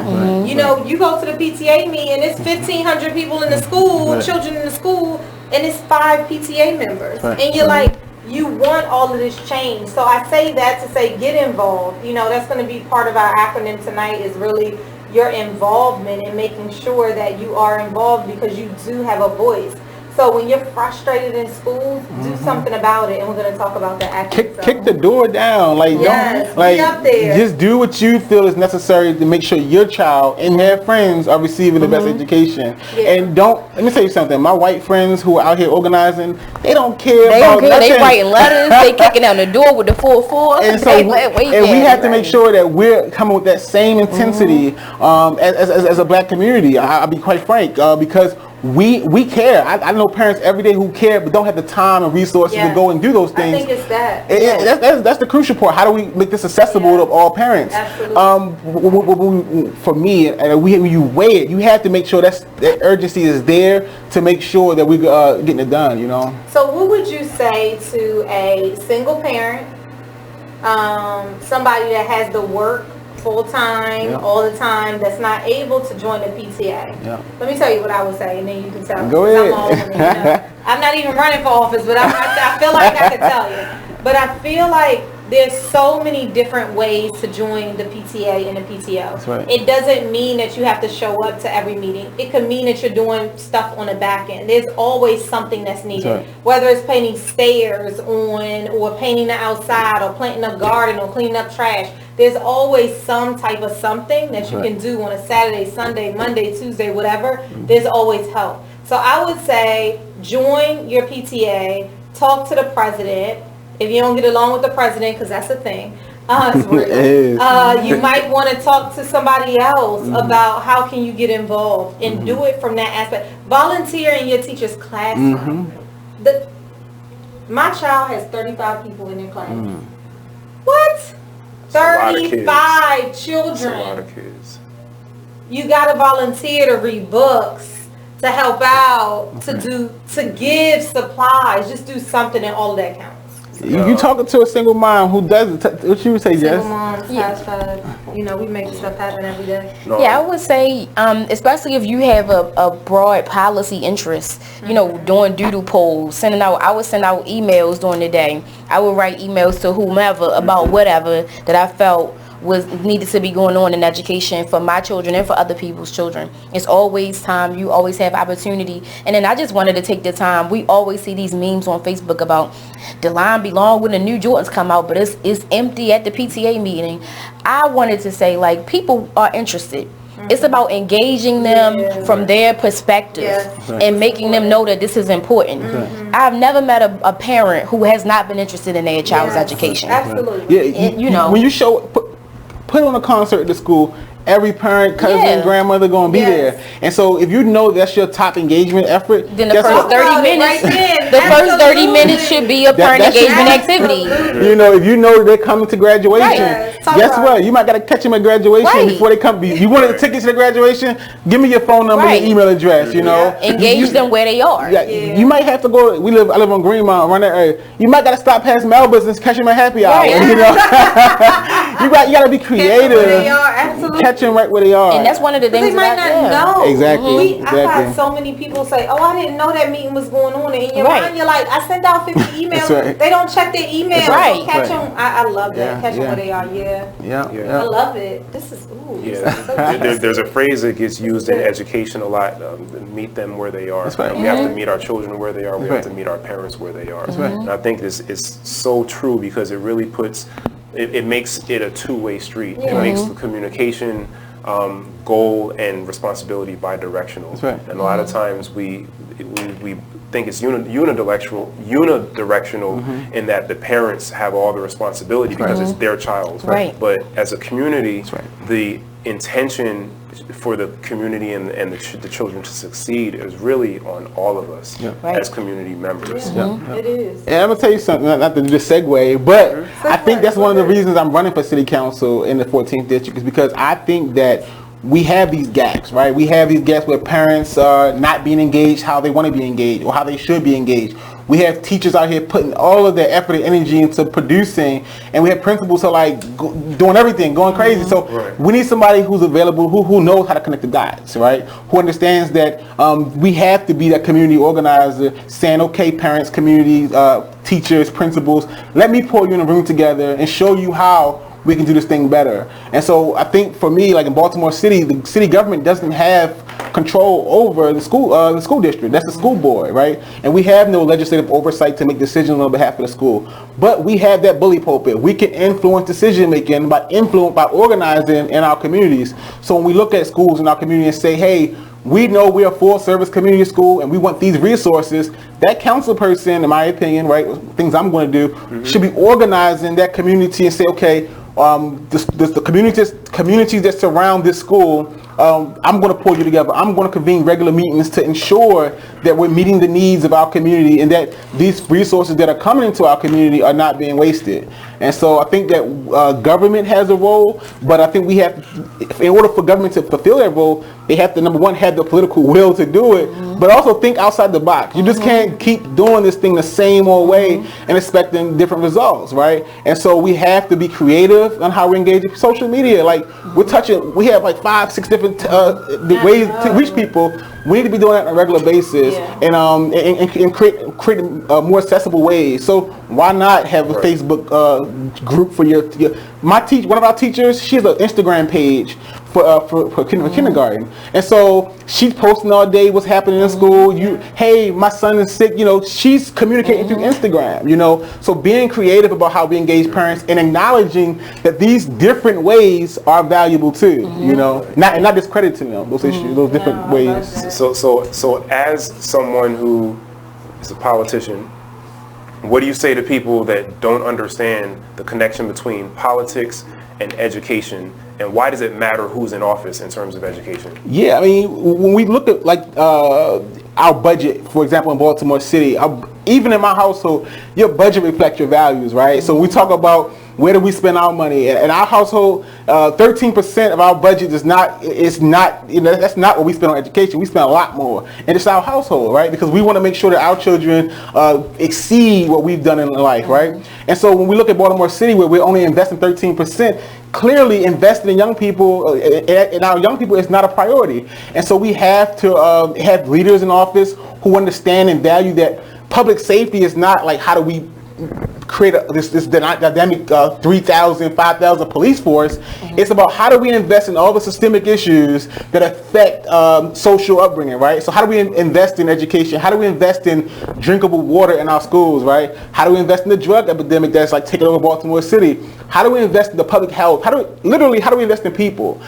That's a better public safety strategy than adding more police officers. So so let people know why, because I agree with you. Because at the end of the day, those are the things that impact the public safety of our communities. Right. And not having literally where you have poverty, where you see more crime. And so we have to make sure that people have the ability to get jobs, get to those jobs. There's no point of having a job at the in Curtis Bay at the port if there's no bus line that goes down there, right? So we have to make sure that we're thinking holistically or comprehensively about what our goals are at the end of the day. And so when we think about education, we have to make sure that we're making those investments up front. Otherwise, we're paying, like literally, we hear the sirens all night. We're paying now because we haven't made those investments in decades. So I love goal setting. If you've ever watched this show, you know I'm all about a goal. So that leads me to ask the question on, as a city councilman, what will you do in order to ensure that education is one of the top priorities? Yeah, so for me, we have to mobilize those school family councils. For me, getting more parents, more community members involved is our motto for the campaign. Is the power of the people is greater than the people in power, right? We have to ensure that we have people mobilized, organized, and educated around the issues so we can influence decision making at the executive level, at the mayor level, right? Because I'll be lying. Anybody who comes before y'all and tell y'all, I'm going to do this in Baltimore City as a council person is lying. We don't have any oversight of any city agency. All we can do is influence those decisions, right? And so we have to make sure that we're educating people and organizing people around the issues that matter. And so for me, that's the number one thing, is how do we organize our communities around issues. But number two, also rebranding the conversation. I'm reading the book now, Don't Think of an Elephant, right? It talks about, like, when I say don't think of an elephant, first thing you think of is elephant, right? How do we rebrand the conversation? And so when we talk about public safety, really rebranding this idea of public safety just being policing. Public safety is investing in education. Public safety is investing in transportation. These are better public safety strategies than what we have now. And so for me, it's like rebranding that conversation, rebranding this idea of public safety and saying, yes, we're going to put $600 million into public safety, but half of that goes to Baltimore City Public Schools or education, because education doesn't start at 8:30 or 3:30, ends at 3:30. It starts the time that child is born to the time that child dies, right? It doesn't start at kindergarten. It's right. A lot of people think it starts in kindergarten. It starts at birth to death. We have to be thinking about how do we affect the whole person throughout their entire life. So that we can't just neglect, oh, they're 18, they're gone. No. We have to keep on thinking about, in Baltimore City in particular, how we invest in educating our citizens, and that should be continual. And so we have free education at Baltimore City Community College. We're making strides in that direction, but we're going to need to see in 2020 in particular, April 28th, make sure you vote, right? Absolutely. we're going to need to see people with the political will to make those investments in those other areas. We love that. This has been such a rich conversation, and when we're back, we are going to wrap it up because we have some great nuggets to leave you guys with. So when we're back, now we're talking. Cool.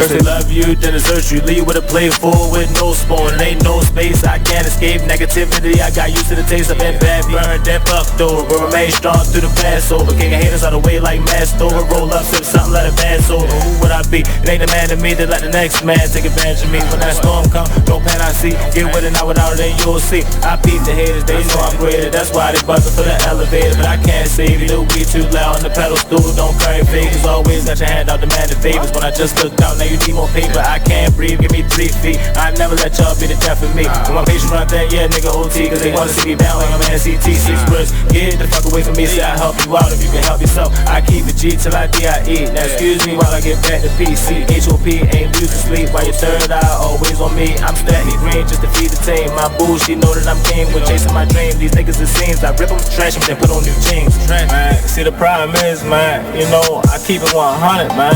Yeah, man, like if I got it, then you got it. Yeah, man, but if I got it, then I'ma give it. You feel me? But I definitely got you through the ride, man. Let's get it, yo. I'm really getting tired of ungrateful ass niggas. They really about to turn me to a hateful ass nigga. Like I was never there when you never had figures. Pull triggers for you niggas when you caught up in the trenches. Man, I really don't get it. I don't know what's going on, but I really don't feel it. Niggas really know that I've been there from the beginning, but the more I see niggas side switching, make me wanna bring it closer to the end, and that's why I can't fuck around with these niggas. I'll fuck around with my hoes, cause niggas acting like bitches and hoes acting like bros. Man, I swear I really don't get it. How people switch up they roles. First it was nothing but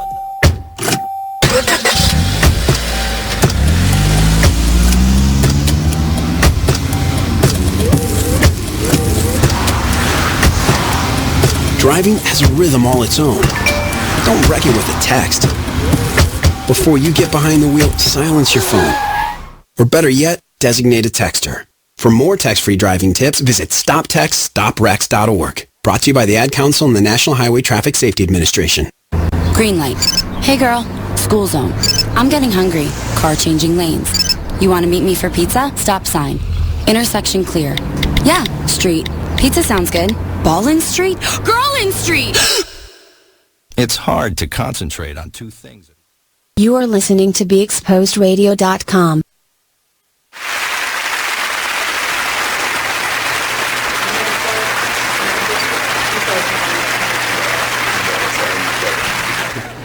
Welcome back to Now We're Talking with Mervin A. Bourne Jr. and Lolita E. Walker. Thanks for tuning in. Thank you. We are wrapping up an amazing, amazing show. We've been talking all night about education, issues in education in our children, why it's so important to be involved, how you can get involved as parents, as community members, even if you're not a parent, why it's so critical to do that, the connection between education and politics, why it matters who's in political office, and why it's so important to vote in terms of education, why your vote has power, why organization as a community and as parents with children in schools, whether it's a public school, a charter school, a community school, why that organization of your voices is so powerful. I love it. So tonight we have had Jesica Fauntleroy. Thank you so much. And we've had Joseph Kane, who he's going to talk to you, but make sure you get out and vote on April 28th. It's so important. And he is running for city councilman.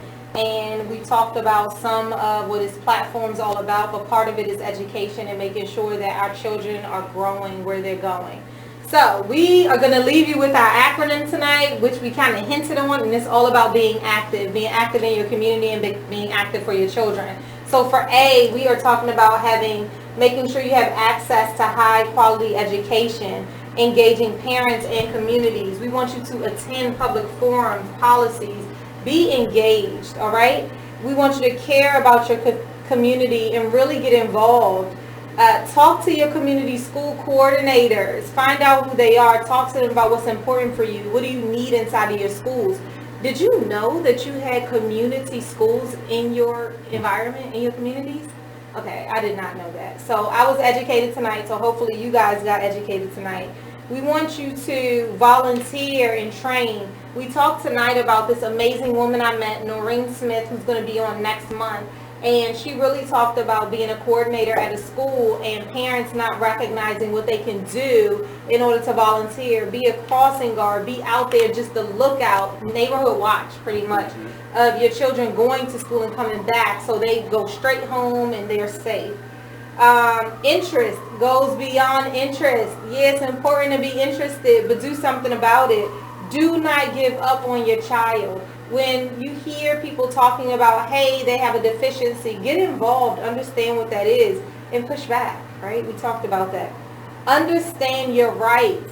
That comes with understanding who's in office, okay? So understand who's in office because your voice is power, and your power is your voice. So make sure that you are understanding who's in office and what they stand for.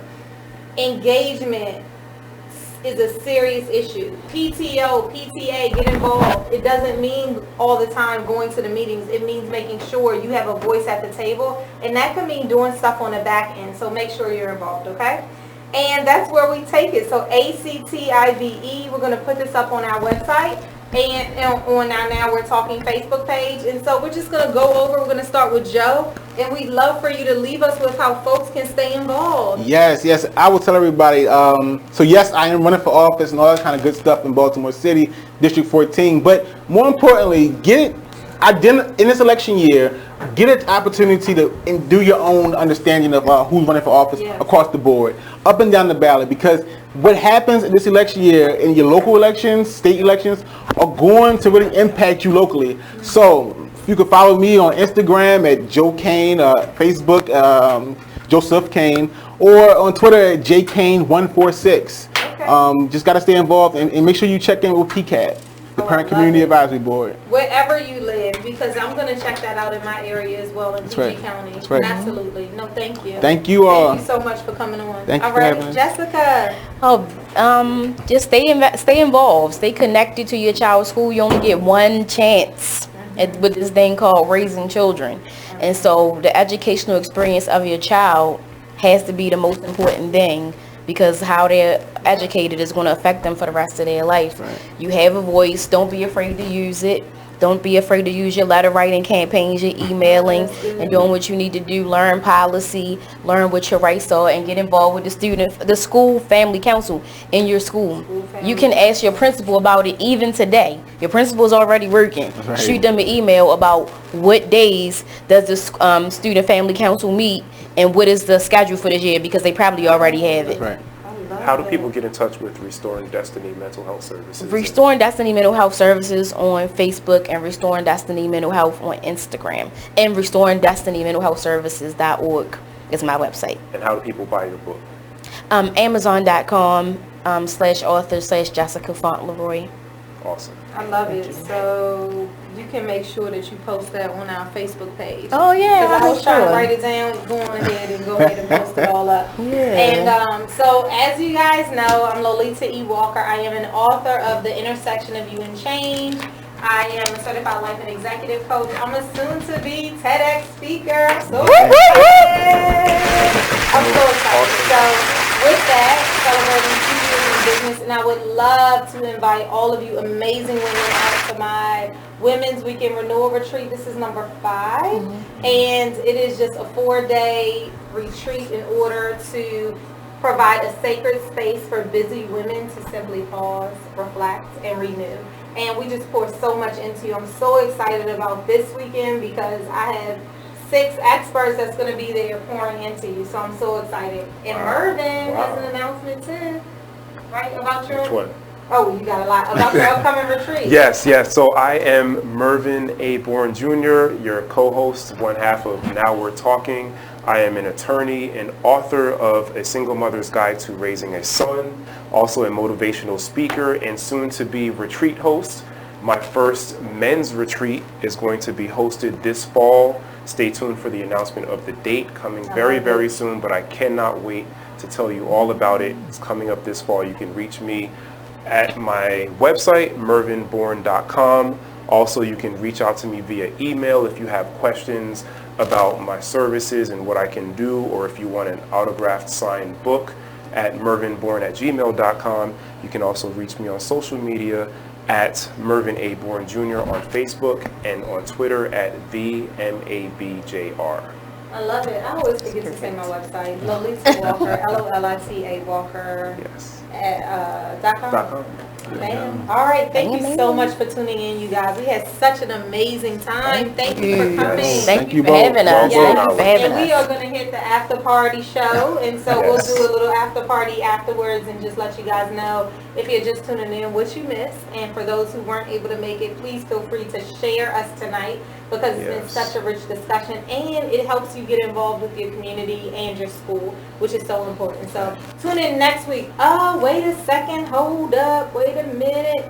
While she's looking, you can share us on Facebook. We're at the Now We're Talking radio show on Facebook, and also at Be Exposed Radio. You can reach us through there as well. So please share, tell your friends, tell your family, tell them to tune in, and you can watch the past episodes as well through the Now We're Talking radio show Facebook page or the YouTube page. And next week we are so excited.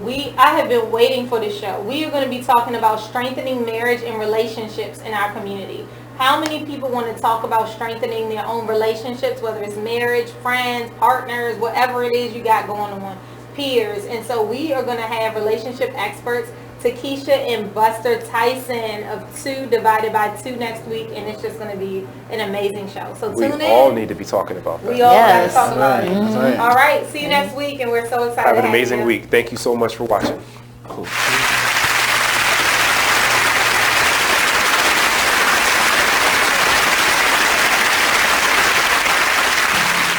Take a minute and listen to this flashback of the Black by Demand radio show. Control. They said she wouldn't so they didn't know if she had a weapon. So it's just a mess. So yeah, you do have to have these discussions with your children. You do. And you have to make them aware of that there is an enemy out there. Every time the police pull you